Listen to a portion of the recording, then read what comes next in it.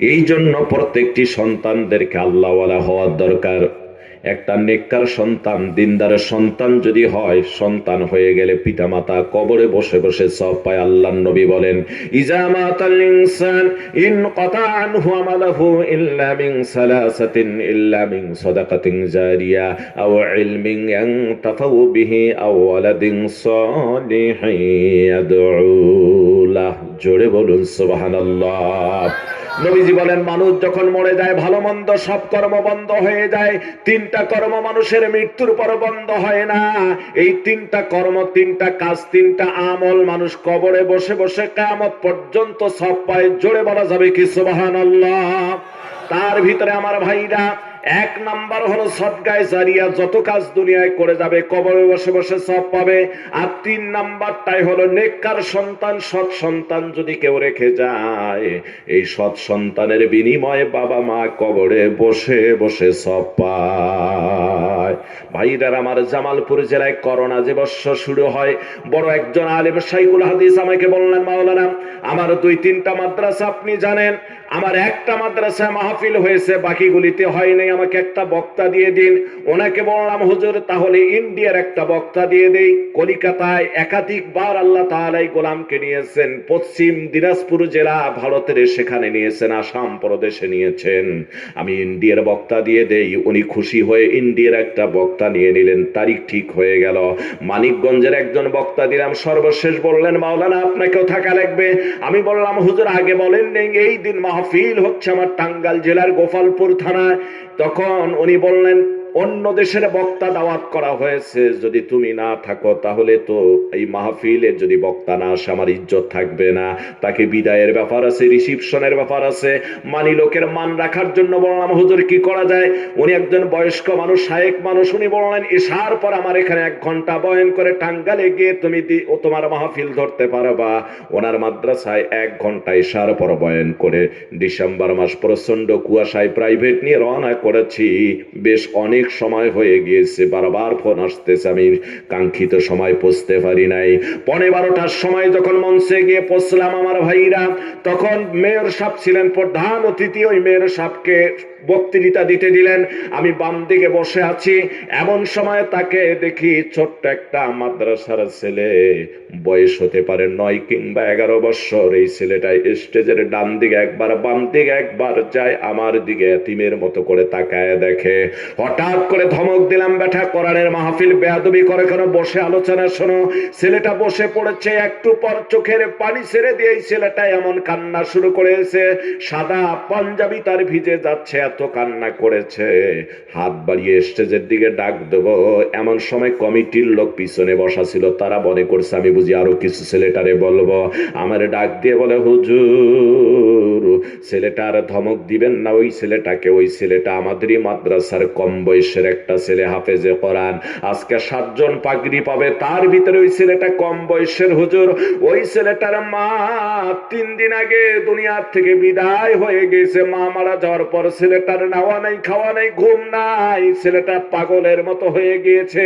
কমিটির লোককে বললাম, ওর এখন স্টেজে উঠান। স্টেজে উঠানো হলো, ওর মাথাটা বুকের সঙ্গে ঠেকায় দিয়ে বললাম, বাজান রে, আল্লাহর রাস্তে আমার মাফ করে দাও। তোমার যে মা মারা গিয়েছে আমি তো জানি না, কিন্তু সামন দিয়ে হাঁটছো, আমার দিকে তাকাইছো কেন একটু বলো তো? চোখের পানি ছেড়ে দেয় আর কান্দে আর বলে, হুজুর একটা বছর থেকে, বিগত বছর থেকে আমার মামাকে বলতো, বেটা এই বছর হাফেজে কোরআন হবা, আমাদের অঞ্চলগুলি মহিলা প্যান্ডেল থাকে, মহিলা প্যান্ডেলের মধ্যে গিয়ে আমি তোমার মা সবার আগে বসে থাকবো। যখন তোমার নাম ঘোষণা করে তোমার মাথায় পাগড়ি পরানো হবে, তখন দুনিয়ার যত মানুষ আছে আমি তোমার মা হব সবচেয়ে বেশি খুশি। জোরে বলা যাবে কি সুবহানাল্লাহ? কান্দের বলে, হুজুর ওই জননী মা আজ আমার পাগড়ি নেওয়া দেখে যেতে পারলো না। আমার বাকি বন্ধুরা আসছে, তাদের মা খুব খুশি। আমি একবার তাদের সঙ্গে তাদের মায়ের কাছে গিয়েছি, তাদের মা খুশি, তারাও খুশি। আমি বললাম, খালা আজ তো আমার মা আসার কথা ছিল, আপনারা আসলেন, আমার মা তো আর আসতে পারলো না। ওই ছেলেটার মাথায় হাত বোলালে আমার বললাম, বাজান কেঁদো না, আমি তোমার জন্য দোয়া করব। তোমার বাবা তো আসছে, তোমার বাবা যদি তোমার পাগড়ি নেওয়া দেখে খুশি হয়ে যাবে, সে দোয়া করলে আরো সাহসিমে দোয়া পৌঁছে যাবে। ছেলেটা এবার হাউমাউ করে কান্দে আর বলে, হুজুর আমার মতো অসহায় এই দুনিয়ায় কেউ নাই। 2 বছর আগে আমার বাবাও দুনিয়া থেকে বিদায় হয়ে চলে গিয়েছে। আমার মা নাই, আমার বাবাও নাই।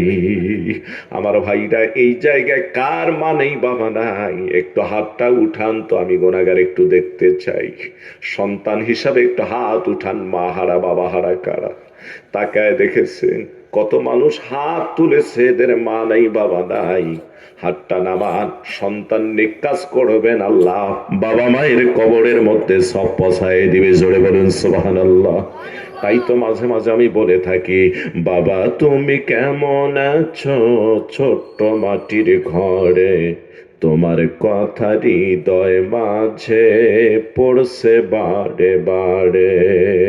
ঠিক কিনা? মনে পড়ে না ভাই?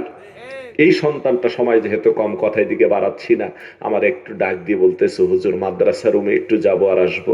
আমি বললাম, তাড়াতাড়ি আসো, মেয়ের সব বক্তৃতা ছাড়লেই তোমাদের পাগড়ি দিয়েই তো আমি তোমাদের আমার বক্তব্য শুরু করব। ছেলেটা মাদ্রাসা রুম ফিলটাই মাহফিল, তাড়াতাড়ি আসলো।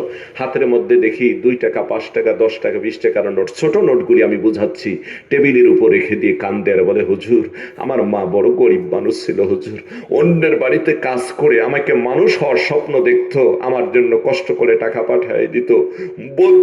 বন্ধুদের কথা হলো, এই বছর আমরা হাফেজ হব, শিক্ষক স্টাফদেরকে আমরা একটা করে ড্রেস পাগড়ি পাঞ্জাবি টুপি উপহার দেব, মাদ্রাসায় ঘড়ি কিনে দেবো 3টা রুমে 3টা।